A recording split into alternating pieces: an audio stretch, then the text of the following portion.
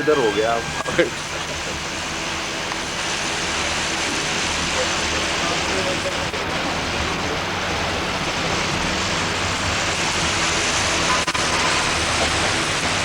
यह कितना सुंदर भावपूर्ण क्षण है। थोड़ी देर पहले मैंने आपसे यह निवेदन किया था कि परम पूज्य गुरुदेव, वंदनीय माता जी, पूज्य छोटे गुरुदेव और उनके पावन चरण हमारे इन्हीं आंखों के सामने होंगे। मंच पर पूज्य गुरुदेव होंगे और उनके दिव्य शरण में सब लोग बैठे हुए होंगे। अब मैं आपके बीच में और परम पूज्य गुरुदेव के बीच में एक ज्यादा समय न लेते हुए आप सबकी ओर से, अपनी ओर से और सिद्धाश्रम साधक परिवार के प्रत्येक भाई बहन की ओर से और सभी जितने भी श्रद्धालु लोग हैं उन सभी की ओर से परम पूज्य गुरुदेव के चरणों में यह निवेदन करता हूँ कि वे अपना आशीर्वाद हमें दें। और यह निवेदन करने की हमारी जो परंपरा है वो आप जानते हैं, जोर से जयकारा करिए।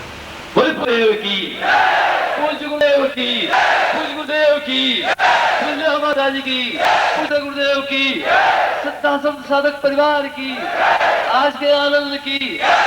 हर हर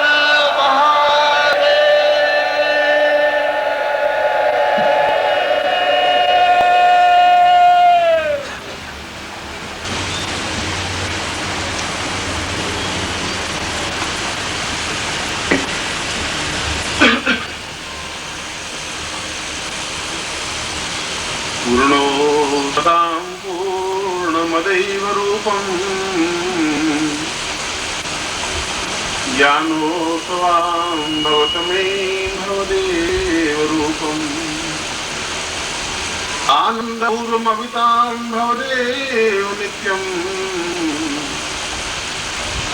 सिद्धार्थमोऽयं गुरुवं प्रणम्यम्। मैं इस गुरु पूर्णिमा के अवसर माननीय मंत्री महोदय, यहाँ के आयोजक कर्ता सक्सेना जी और सिंगला साहब और उनके सभी सहयोगी, आप सभी उपस्थित शिष्य और साधक साधिकाएं, बहनें और भाई आगंतुक और सभी को मैं हृदय से आशीर्वाद देता हूँ। आपका जीवन सुखी, सफल, संपन्न और यशस्वी हो, ऐसा ही मैं प्रभु से प्रार्थना करता हूँ।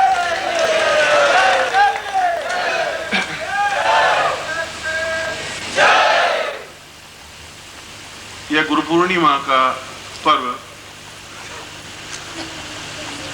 अपने आप में महत्वपूर्ण, मगर सही अर्थों में देखा जाए तो ये शिष्य पूर्णिमा है, क्योंकि यह एक ऐसा पर्व है जहाँ शिष्य अपनी पूर्णता के साथ गुरु के चरणों में समर्पित होने के लिए आता है।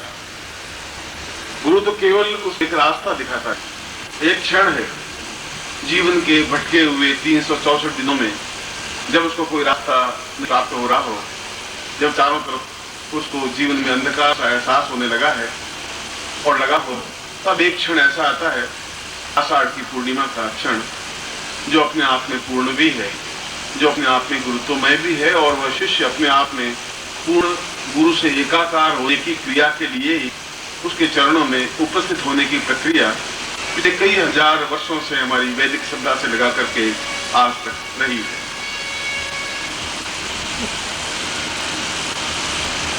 मंत्री महोदय ने यहाँ पर जिस प्रकार से समय दिया है, उनके लिए आपकी अपेक्षा आशीर्वाद शब्द ज्यादा उपयुक्त है, इसलिए नहीं कि वे मंत्री हैं। यह जो हमारी विलुप्त संस्कृति है, वह चाहे मंत्र हो, चाहे साधना पक्ष हो, चाहे आयुर्वेद हो, चाहे जीवन के अन्य क्रियाकलाप हो, अपने आप में मंत्र और तंत्र से संबंधित रहे हैं। जैसा कि बताया कि पानीपत में 3 बार युद्ध हुआ और 3 बार युद्ध के बाद में बिल्कुल पूरा देश एक अंधकार से घिर सा गया। ऐसा गिरा कि हमारी संस्कृतियों पर धार हुए। हिंदू होना अपने आप में गुनाह हो गया। हमारे धार्मिक ग्रंथ को जला दिया गया, हमारी प्राचीन विद्याओं को नेस्तनाबूद कर दिया गया और एक क्षण ऐसा आया कि हम बिल्कुल किंग से विमूढ़ हो गए। और यह पानीपत का स्थान और पानीपत के आसपास का सारा भूभाग, चाहे वह कुरुक्षेत्र हो, चाहे पानीपत हो, चाहे ये पूरा भूभाग, अत्यंत आक्रामक आक्रांतियों से सामना करना पड़ा, झेला। उनके युद्धोन्माद को, उनकी असभ्यता को और उनकी हिंसक और प्रवृत्तियों को। मगर यहाँ की धरती में यह भी गुण रहा कि जिहाद भी वो अपने अंदर से संस्कृति को बचाए रखे, संस्कृति को समाप्त नहीं होने दिया। वे अपने आप में समाप्त हुए, उनका ये तो समाप्त हुआ, मगर अपनी संस्कृति को समाप्त नहीं कर सके। न मुगल कर सके, न अंग्रेज कर सके, न हुन कर सके, न दूसरे आक्रांताई आताई कर सके।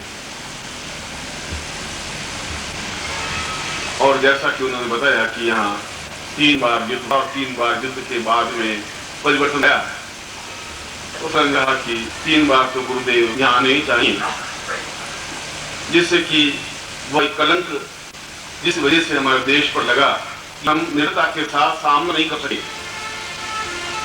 हम युद्ध के साथ में युद्ध के रूप में खड़े रह सके, वही कलंक भूल सके। और शायद जहां पर गीता में कहा है कि यदा यदा ही धर्म से ग्लानिर्भवति भारत अभ्युत्थान मनुष्य तदात्मानं सृजाम्यहम्। जहां पर भी भारत गिरेगा, वहीं उसी स्थान से भारत का अभ्युदय हो सकता है, दूसरे स्थान से अभ्युदय नहीं हो सकता। हो सकता है कि 3 बार के बाद से भारत, और होना ही चाहिए, क्योंकि हम पराजित इसलिए हम कायर थे, हम पराजित इसलिए भी नहीं हुए कि हम डरपोक थे, हम पराजित इसलिए हुए कि हमने तंत्र को एक गत व्याख्या के रूप में प्रस्तुत किया। गोरखनाथ के बाद में हम समझ नहीं पाए तंत्र क्या रहा। हरियाणा में हम बैठे हैं, हरियाणा अपने आप में पूर्ण प्रजा तंत्र है, तंत्र में बैठे हुए हैं, इसलिए आप नहीं सकते कि तंत्र अपने आप में सही नहीं है। अगर सही नहीं है तो फिर देश का प्रजातंत्र भी नहीं है। तंत्र का मतलब है व्यवस्थित तरीके से कार्य करने की क्षमता, तंत्र का मतलब है निडर होने की क्रिया, तंत्र का मतलब है पूर्ण क्रिया के साथ जूझने की शक्ति और प्राप्त करने की क्रिया, और तंत्र का मतलब है कि सारा काम व्यवस्थित देने की क्रिया। और मंत्र का तात्पर्य यह हुआ कि जो मन के संताप को मिटा सके उसको मंत्र कहते हैं, और जिस ढंग से मिटा सके उसको मंत्री कहते हैं। अगर प्रजा की उनका काम और गुरु का काम लगभग एक जैसा होता है। जैसा उन्होंने बताया कि एक गाड़ी की 2 धुरी होती है, धुरी गुरु की होती है, एक धुरी उस नायक की होती है, वो चाहे राम हो, चाहे कृष्ण हो, चाहे बुद्ध हो, चाहे महावीर हो, चाहे आधुनिक भाषा में मंत्री हो।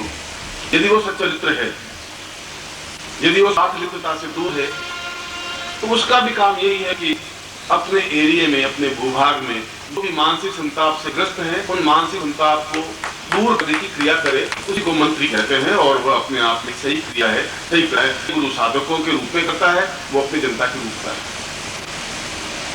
और उन्होंने कहा कि मैं चाहता हूं कि चौथी बार भी गुरु पूर्णिमा हो।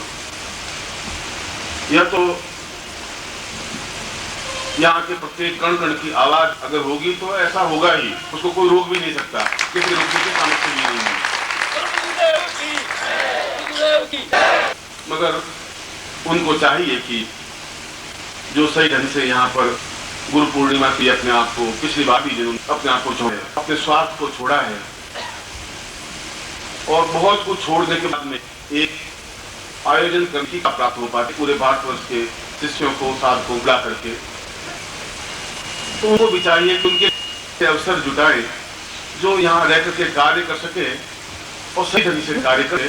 दूर रह करके दूर स्थान पर कार्य करने में कई बाधाएं आती हैं, मगर फिर भी अपनी अपनी सीमाएं होती हैं। फिर उसे कि अगला शिविर और भी सही तरीके से हो सके, और यहाँ का तो अगर हम इतिहास का लेखा जोखा करें तो ये पूरा 100 मील का 200 मील का जो भूभाग है, इसके प्रत्येक थर को उठा, किसी कंकर को उठा के देखें तो उसके नीचे 100, 500, 2000 द्वापर युग से लगा करके किसी न किसी की लाश, किसी न किसी का खून लगा हुआ है। चाहे कुरुक्षेत्र का युद्ध हो, चाहे पांडवों और कौरवों का युद्ध हो, और चाहे आने वाले बाद में गुणों का हो, फिर मुगलों का युद्ध हो, चाहे अंग्रेजों का युद्ध हो, कोई ऐसा स्थान नहीं बचा जहाँ रक्त से सींचा हुआ नहीं भूभाग हो। उनको शुद्ध करने के लिए प्रक्रिया नायक ही सकेंगे, गुरु ही कर सकेंगे। और जैसा कि मैंने गीता के श्लोक के माध्यम से भगवान कृष्ण के मुंह से उच्चरित शब्द आपको सुनाए कि जहां से सूर्य उगता है 24 घंटों के बाद सूर्य नहीं से उग सकता है, पश्चिम से या उत्तर से या दक्षिण से नहीं हो सकता। जहां पर मनुष्य गिरता है वहीं से मनुष्य उठ सकता है। जहां धर्म की पराजय होती है वही धर्म का उदय हो सकता है। जिस जगह हम गए हैं, देश पराजित हुआ है, कलंक युक्त बना है, उसी स्थान से वापस पूरा संगठन उसी स्थान से उठ सकेगा। यह पानीपत के भाग्य की एक विशेषता है और मैं ऐसा ही जीवन में ऐसा ही बचे।